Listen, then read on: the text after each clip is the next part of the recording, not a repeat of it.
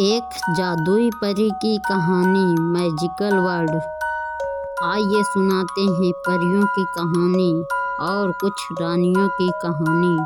आइए सुनते हैं। एक राजा की 4 पुत्रियां थीं और एक पुत्र था।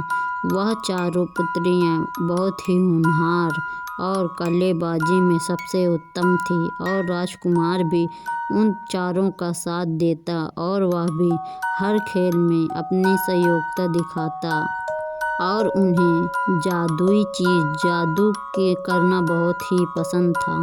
वह नया नया जादू करती और अपने जादुई को और भी मजबूत करती। वह नई नई तरकीबें निकालती अपना जादू दिखाने का और नया नया जादू भी सीखती। फिर एक दिन एक पूनम की काली रात थी और उन चारों पांचों ने यह फैसला किया कि आज हम एक जादू करेंगे, पूरी अपनी जादुई शक्ति लगा देंगे इस जादू में। एक हम परी को बुलाएंगे जो हमारी सारी बात माने और हमारे राज की रक्षा भी कर सके। वह चारों ऐसा बोलती और कहती कि हम अपने जादू से उस परी को जीवित करेंगे जो हमारी सारी बातें माने। अब उन्होंने एक त्रिकोण बनाया और अपने अपने जादू को आजमाने लगे।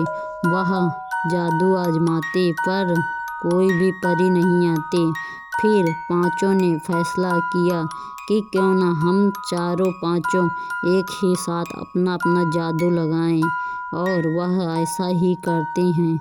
वह चारों पांचों अपना जादू एक साथ प्रयोग करते हैं और उस स्वास्थ्य के निशान में अपना जादू छोड़ती हैं। उस जादुई से एक भयानक धमाका होता है पर जंगल में और उस महल में एक जैसे भूकंप सा आया हो, क्योंकि परियों को बुलाना इतना आसान नहीं जितना यह लोग सोचते हैं, पर यह आजमा रही हैं। अब देखते हैं परी आती है या नहीं। देखिए सुनिए आगे की कहानी और हमारे चैनल को लाइक सब्सक्राइब जरूर करें। आइए सुनते हैं परी आती है कि नहीं। और वह पांचों यह बात को से डर जाते हैं और फिर बोलती हैं यहाँ से भागो भागो। पर उन्हें नहीं पता था कि परी लोक का दरवाज़ा तो अब खुल चुका है। अब वहाँ से एक परी जरूर आएगी।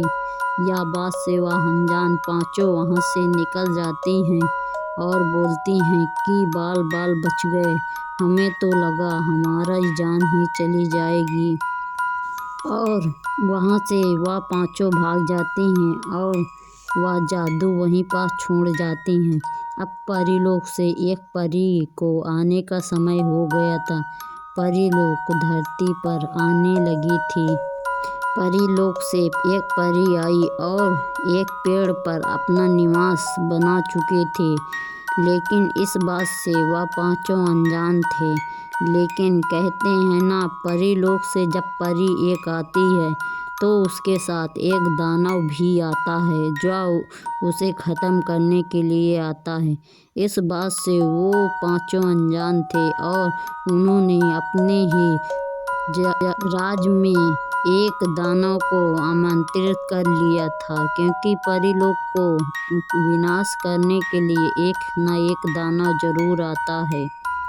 और ऐसा ही हुआ। जब परीलोक से एक परी आई तो उसके साथ एक राक्षसनी जरूर आ गई। अब वह परी एक पेड़ में रहती और सभी लोगों की छुप छुप कर मदद करती और सभी लोग उससे चमत्कार मानते और बोलते, भगवान तो हमें अब सोना ही सोना बरसा रहा है, हमारी सारी मांगे पूरी कर रहा है। पर यह बात से अनजान वह सभी लोग कि कोई परी है और उसकी मदद कर रही है और बोलते कि भगवान हमारे ऊपर अपनी दया बरसा रहे हैं। पर उन्हें नहीं पता था यह एक परी है जो उनकी सहायता कर रही है। और यह भी बोलते कि उस दिन जो भूकंप आया था, लगता है देवताओं ने हमारे यहाँ कदम रखा था, इसीलिए यहाँ खुशहाली इतनी आ गई है और हमारी सारी मुश्किलें भी आसान हो रही हैं।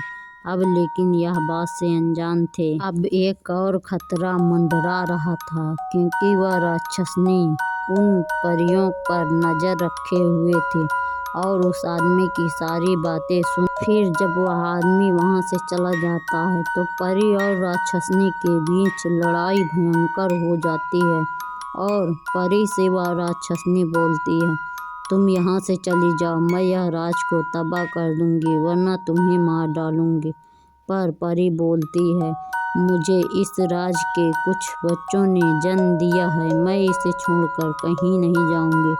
तुम्हें अपनी जान से हाथ धोना पड़ेगा, नहीं तो यहाँ से चुपचाप भाग जाओ। लेकिन वह नहीं मानती और फिर उन दोनों के बीच एक जबरदस्त युद्ध हो जाता है। पर इसमें कौन जीतता है, आइए सुनते हैं आगे। अब परीलोक से एक और परी आई, उस दानव राक्षसनी को मार गिराया और उन दोनों में जो लड़ाई हुई थी वह शांत हो गई। वह राक्षसनी मर चुकी थी, अब वहाँ और भी शांति हो चुकी थी। अब परीलोक से परी बोलती है, अब तुम्हारी परी यहाँ कोई ज़रूरत नहीं है, अपने लोक लौट चलो। यह तो अब तुम्हें वहाँ से भी मदद कर सकती हो इन सभी की। परी बोलती है, हाँ सही बात है, अब वह राक्षसनी तो मर ही चुकी है, अब यहाँ कोई भी खतरा नहीं है, चलो हम अपने राज लौट चलते हैं। फिर वह परी अपने राज को लौट जाती है और वहाँ एक सुख शांति की प्रतीक बन जाती है और वहाँ के लोग भी खुश रहते हैं और सभी लोग देवताओं की पूजा करते हैं। अब खुशी का माहौल है।